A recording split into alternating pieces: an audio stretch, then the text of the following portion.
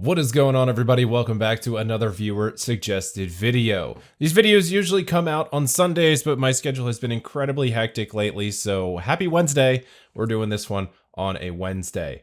If you're unfamiliar with what I've been doing lately, and I think I'm going to carry this out till the end of the year, I'm having a lot of fun doing this. I've been asking you guys, the players in the community, what kind of videos you want to see, what kind of topics. So if you would like to submit a topic to this, make sure you subscribe to the channel, turn on the notifications, so when I post on the community tab looking for your suggestions, you'll get a notification for it. You'll be able to go over there and post. If I select your topic, I will do my best to comment on it, let you know that you have been selected and when that video is coming out. So for today's video, we actually have this kind of the same suggestion from two different people.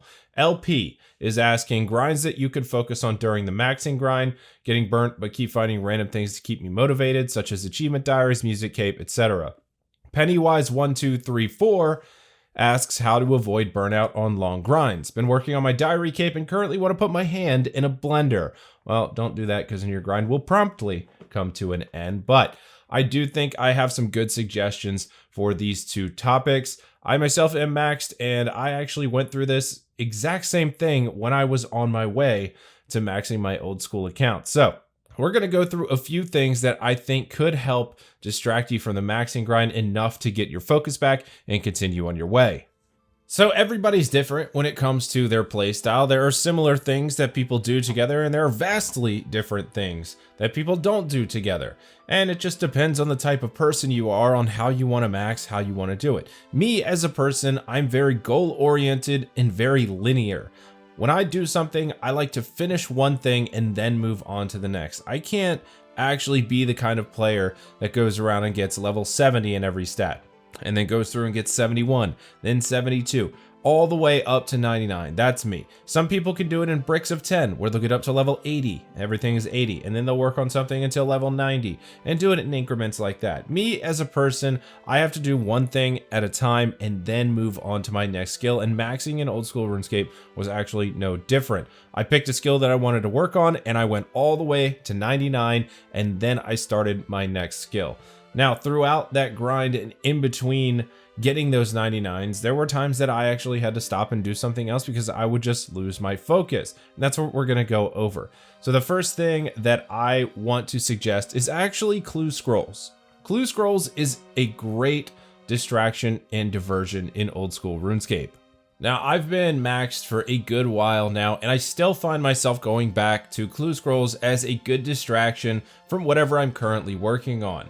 As for that, I'm working on collection logs, so I'm still 100% into the Slayer grind. I have 3 items left for all the Slayer bosses that I need to complete all of those logs, turn them all green, but I still take some time out of my day to do clue scrolls whenever I get a little too bored with whatever task I'm on. I'm currently doing some easies, and the way you can do this is ham members in the ham hideout over there in the Lumbridge Forest. The ham members have a 1 in 50 chance of dropping easy clue scrolls upon a successful pickpocket, and that's really not bad. It's 2% chance every time you pickpocket one.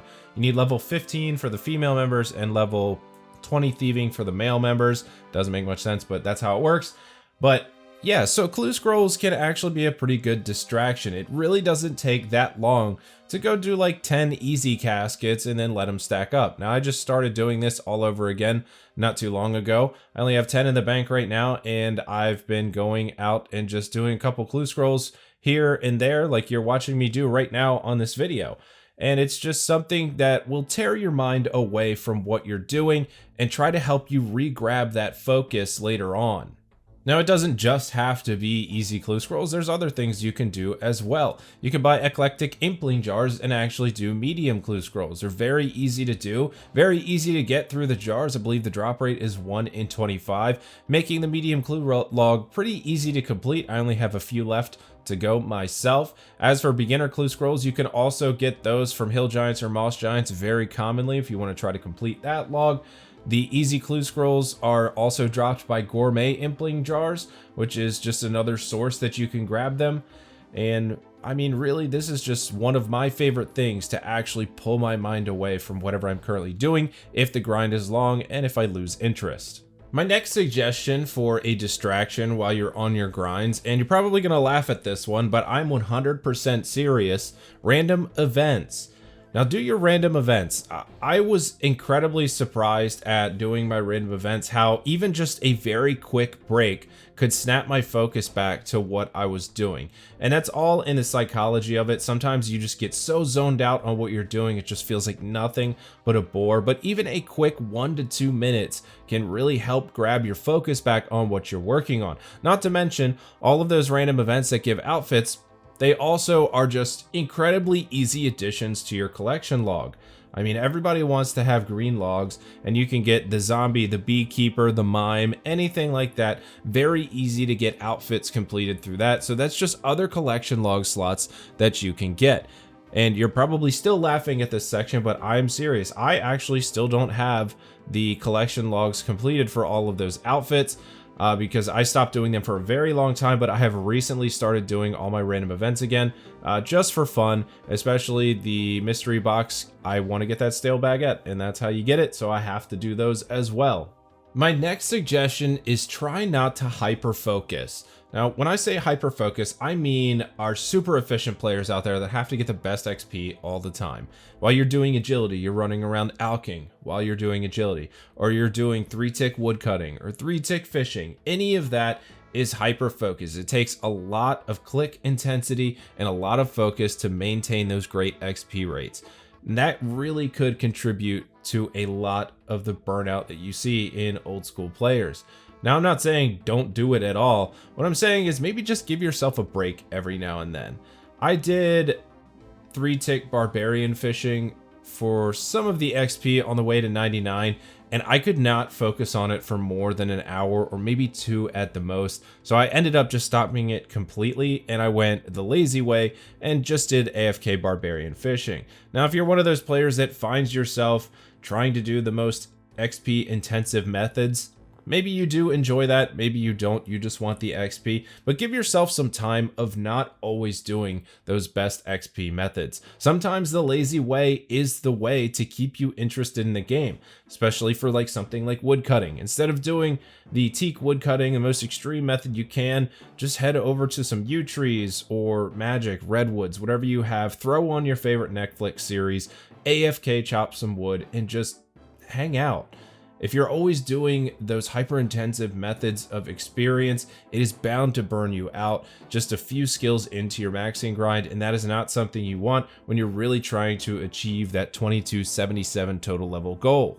My next suggestion is PVM and bossing.